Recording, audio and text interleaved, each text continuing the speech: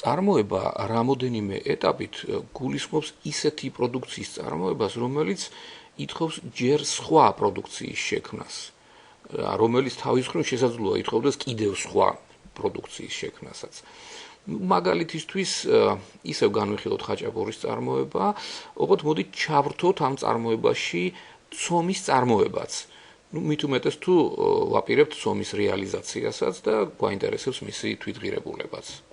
მე უკვე შექმნილი მაქვს დიზაინი ამ დაგვარი ტიპის წარმოებისთვის, ცომი, როგორც პროდუქტი და მისი შემცველობა, საფუარი ფქვილი თავისი რაოდენობით და იმერული ხაჭაპური, რომელშიც ინგრედიენტებთან ერთად არის კიდევ ცომი თავისი რაოდენობით. მოდით ახლა შევქმნათ შესრულება, დავამატოთ, აუცილებლად უნდა გქონდეს მონიშნული ავტომატურად შექმნათ ახალი შესრულების ორდერი, რადგან თითოეული შესრულება როგორც ცალკე პროცესი უნდა აღიქვას სისტემამ.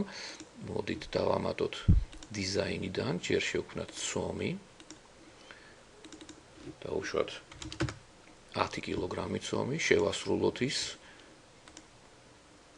და შემდეგ უკვე დავამატოთ ხაჭაპურის წარმოება.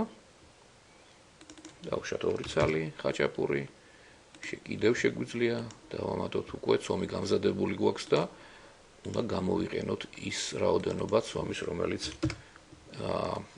დავამზადეთ, ანუ 10 კილო ცომი შეიძლება სულ ამოვწურულოთ და ნაწილი შემდეგ გავუშვათ რეალიზაციაში. შეგვიძლია უკვე ეს ნაწილი შესრულების მოვნიშნოთ და შევასრულოთ, გავამზადოთ მისი გატარებები. მოდით ვნახოთ თითოეული აი ამ შესრულების გატარებები ცომის წარმოების დროს. უკვე ცომის შემცველობა, თავისი საფუარი ფქვილი, თავისი რაოდენობებით შევა დაუმთავრებელ წარმოებაში და ამ თვითღირებულებით 10 კილო ცომის გამზადდება, ხოლო დანარჩენი პროდუქციის შექმნის დროს უკვე სხვა ინგრედიენტებთან ერთად ცომი მიიღებს მონაწილეობას პროდუქციის შექმნაში, დაუმთავრებელი წარმოებიდან უკვე ეს თვითღირებულება გადავა მზა პროდუქციის ღირებულებაში.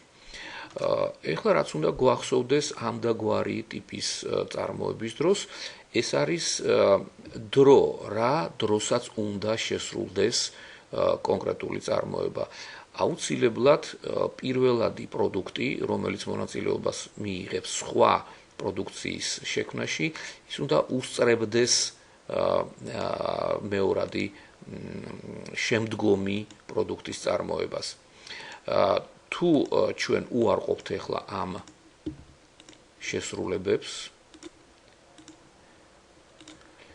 და ცომის წარმოებას გადავიტანთ მომავალში, დავუშვათ 12 საათისთვის და პროდუქციის ხაჭაპურის შექმნას დავტოვებთ უცვლელად, ასეთ შემთხვევაში, მოდით ჯერ შევასრულოთ ცომის წარმოება და შემდეგ შევეცადოთ, ვაწარმოოთ ხაჭაპური, უკვე სისტემა გავა შეცდომაზე და იტყვის, რომ ცომის მარაგი გადის უარყოფით ციფრზე და შესაბამისად ესეთი შესრულება არ იმუშავებს, ამიტომ ყურადღებით უნდა ვიყოთ დროის ფაქტორზე, როდის სრულდება თითოეული პროდუქციის შესრულება.